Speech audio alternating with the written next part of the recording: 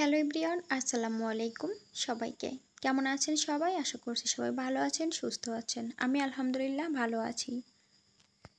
আমার নতুন ভিডিওতে সবাইকে ওয়েলকাম জানাচ্ছি। তো আমি সকালের নাস্তা রেডি করছি। আজকে সকালের খুব সুন্দর একটা নাস্তা রেডি করব। আমার খুবই পছন্দের একটা নাস্তা, সুজির হালুয়া আর আটার রুটি।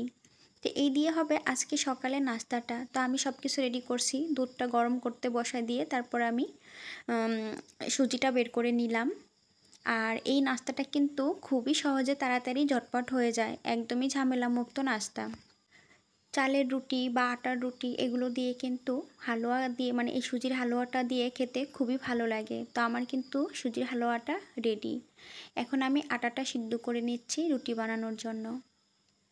আমি সবসময় এইভাবে আটা সিদ্ধ করে তারপর রুটি বানাই, এতে রুটিগুলো একদমই পাতলা হয় আর একদমই তুলার মতো নরম হয়ে যায়। 2 দিনও রুটিগুলো একই রকম নরম থাকবে। আসলে রুটি বানানোটা একটু ঝামেলা, কিন্তু খেতে বানানোর পরে খেতে ভালোই লাগে। বিশেষ করে রুটি বানানোর ঝামেলাটার জন্যই কিন্তু অনেক সময় রুটি বানাতে ভালো লাগে না। তো যাই হোক, এখন আমি ঝটপট রুটিগুলো বানাই নিব।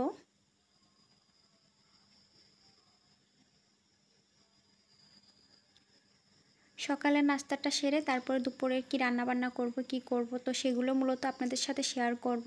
তো আপনাদেরকে একটা অনুরোধ করব পুরো ভিডিওটার সঙ্গে থাকার জন্য। তা আমি আমার হাজব্যান্ড আর বাচ্চা 3 জনের জন্য আমি নাস্তাটা নিয়ে নিচ্ছি সুজির হালুয়া দিয়ে। তবে আজকের নাস্তাটা খুবই ভালো হবে।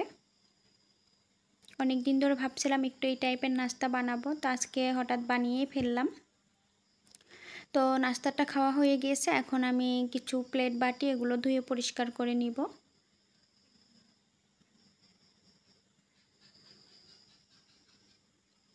আসলে এইগুলোর মধ্যে দিয়েই কিন্তু সংসার জীবন, এগুলোর মধ্যে দিয়েই সারাটা দিন পার হয়ে যায়।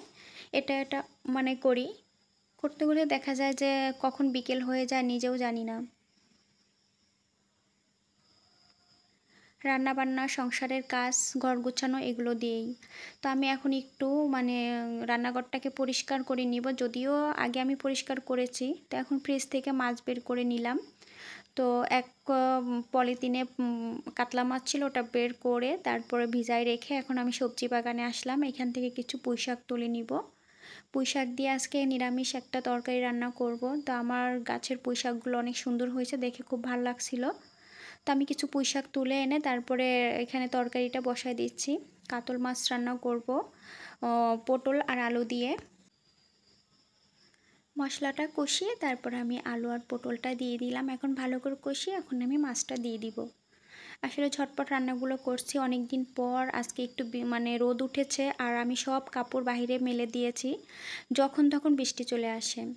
তো এটা হলো সন্ধ্যার সময়, সন্ধ্যার টাইমে কিছু ফলের বাজার এসেছে, তো এগুলো আমি একটু গুছিয়ে নিয়েছি, আম, পেয়ারা আর আনারস। তো আজকের মতন এই পর্যন্ত। সবাই ভালো থাকেন, আল্লাহ হাফেজ।